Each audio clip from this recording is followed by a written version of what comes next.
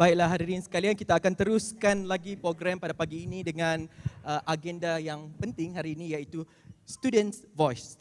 Seperti mana yang kita dapat lihat di layar kini. Baik, kita akan menjemput pertama sekali mewakili Sekolah Menengah Kebangsaan Said Safi yang akan membawakan isu handphone. Dengan itu, majlis dengan segala hormatnya mempersilakan adik Muhammad Azim Imran bin Fazil. Dipersilakan.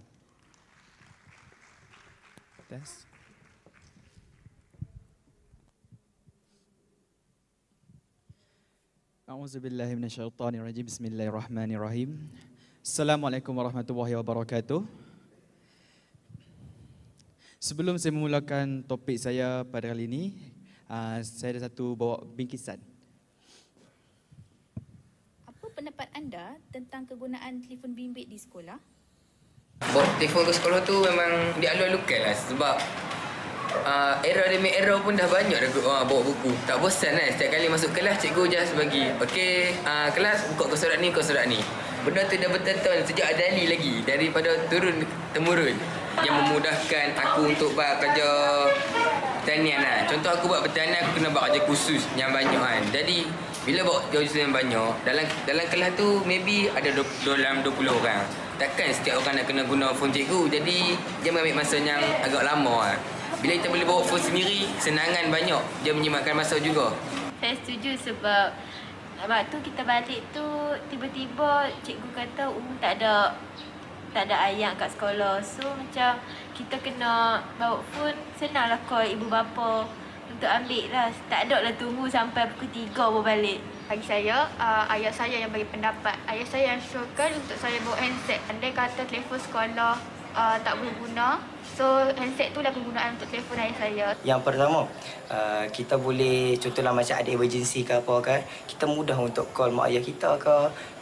Yang kedua, contohlah kan macam buku kita tertinggal kat rumah ke apa semua, kita bolehlah guna telefon tu rujuk balik kerja apa yang cikgu bagi. Okey. Yang ketiga pula, contohlah kan kita macam kurang sumber ataupun contohlah kan kawan-kawan kita ada buku rujukan, kita boleh guna telefon pintar tu untuk jadikan sumber rujukan kita. Cari kat internet ke, Google ke.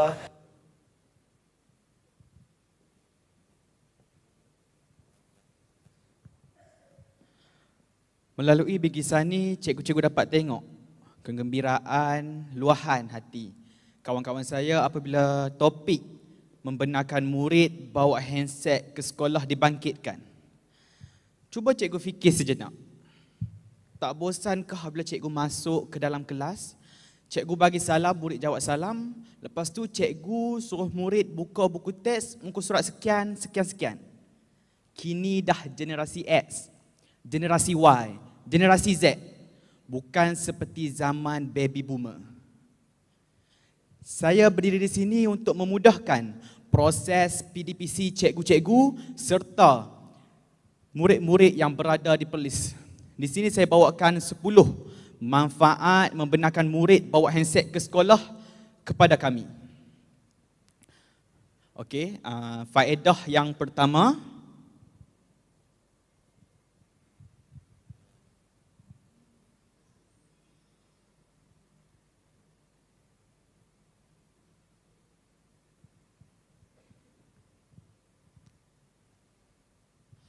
faedah yang pertama, memudahkan penyediaan bahan kerja khusus. Contoh di SMK Said Safi, ada aliran pertanian. Dalam aliran pertanian, terdapat 2 kerja khusus, iaitu projek pemeliharaan puyuh dan projek penanaman pokok. Apabila kami tak dibenarkan bawa handset ke sekolah, kami perlu menggunakan handset cikgu untuk buat kerja khusus.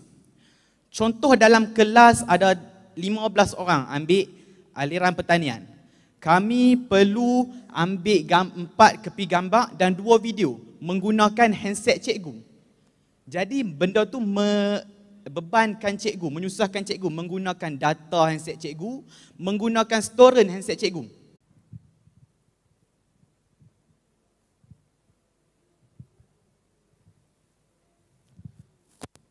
Faedah yang ke-8 iaitu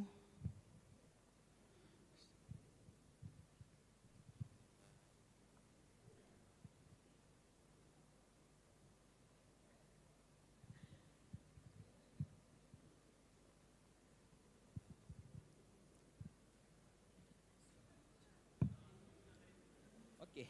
Faedah yang ke-8 iaitu kecemasan. Contoh hari itu cikgu buat pengumuman balik awal sebab ayam tak ada. Jadi apabila cikgu membenarkan kami balik awal, kami tak dibenarkan buat handset ke sekolah, kami tak boleh call ibu bapa. Dan kami perlu menggunakan public phone. Kita tahu public phone ni ada yang rosak. Lepas tu ramai orang beratok. Lepas tu kadang-kadang tak ada duit shilling. Kami perlu menggunakan handset cikgu untuk call ibu bapa.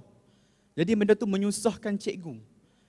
Tapi apabila kami dibenarkan buat handset ke sekolah, kami boleh call ataupun WhatsApp ibu bapa untuk ambil kami di sekolah. Okey. Faedah yang ke-9 iaitu tugasan online.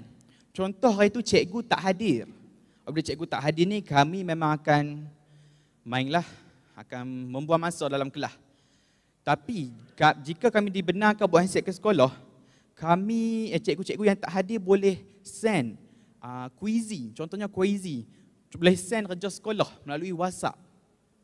Okey.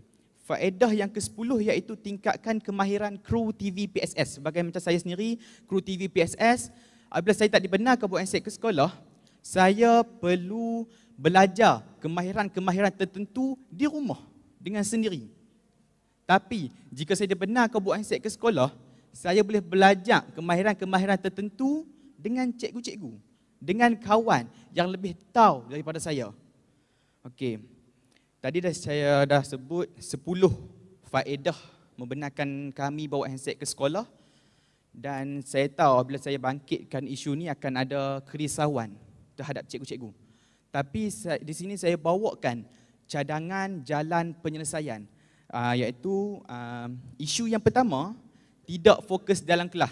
Memang apabila kami dibenarkan bawa handset ke sekolah, memang kami akan tidak fokus dalam kelas. Tapi saya ada jalan penyelesaian, iaitu apabila murid masuk di dalam kelas, kami perlu meletakkan handset tu ke dalam tempat khas yang disediakan oleh cikgu-cikgu, yang disediakan oleh guru kelas. Contohnya macam ni, di sekolah luar, apabila mereka masuk dalam kelas, mereka perlu meletakkan gadget mereka dalam tempat khas yang disediakan. Dan di kawalan dalam kelas tu terkawal. Okey, isu yang kedua iaitu rakaman terlarang. Baru-baru ni kita tengok isu murid rakam, cikgu marah-marah di depan. Dan isu murid rakam, cikgu tampak murid. Tapi saya ada jalan penyelesaian. Apabila kami dibenarkan bawa handset ke sekolah, cikgu-cikgu boleh sediakan borang ataupun surat aku janji dan listkan peraturan-peraturan yang apabila kami dibenarkan bawa handset ke sekolah. Dan apabila kami langgar peraturan tersebut, kami akan dikenakan penalti. Contohnya macam rampas handset ataupun gantung sekolah. Dan saya pun sebagai orang Islam ada penerapan nilai murni. Contohnya apa yang boleh buat, apa yang tak boleh buat. Okey. Faedah isu yang ketiga iaitu kehilangan ataupun kecurian. Apabila kami dibenarkan buat handset sekolah, memang akan ada kes kecurian ataupun kehilangan. Di sini saya ada jalan penyelesaian. Cikgu-cikgu boleh listkan dalam borang aku janji tu, apabila kami dibenarkan buat handset sekolah, tanggungjawab atas murid itu sendiri. Sama ada dia nak bawa ataupun dia tak mau bawa. Ataupun apabila dia dibawa, tanggungjawab sendiri. Dan apabila ada kes kecurian ataupun kehilangan, pihak sekolah tidak terbabit. Okey, saya dah sebut 10 faedah positif lebih banyak daripada isu negatif.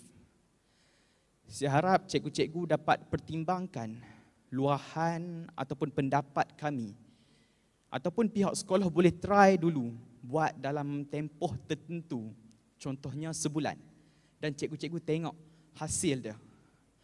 Saya rasa itu saja daripada saya. Sekian, terima kasih. Kami Generasi Digital. Baik, tuan-tuan dan puan-puan, guru-guru, kita dah dengar luahan daripada adik Azim Imran. Baik, isu handset, isu handphone ni, pada saya isu yang besar lah. Ya, okey. Jadi boleh tak Azim bagi jaminan, ya, sebab kita tahu pelajar sekarang ni Kira kalau ada handset tu, yang utamanya sebenarnya social media dan games lah. Okey, tapi macam mana jaminan, macam saya tengok tadi solusi yang diberikan, apakah jaminan yang memang pelajar tidak akan langgar aku janji yang ditandatangani? Ya. Langgar macam tu, kita boleh, kita boleh apa, sebagai murid pun perlulah ada rasa macam tanggungjawab lah, rasa tanggungjawab. Bila kami dibenarkan buat handset ke sekolah, kami perlu ada tanggungjawab asal tu. Macam itulah. Kiranya sesuai lah untuk membawa telefon bimbit ini dari tingkatan 1 ke tingkatan 5 dan juga sekolah rendah. Pendapat Azim? Pendapat saya ataupun boleh try dulu menengah atas ataupun boleh kalau menengah dulu ataupun kelas hadapan. Sebab kita tahu yang kelas belakang masalah sikit lah kan. Pendapat saya macam itulah. Kepercayaan tu penting. Ya. Okey, baik. Sekali lagi tepukan untuk adik Muhammad Azim Imran. Terima kasih adik.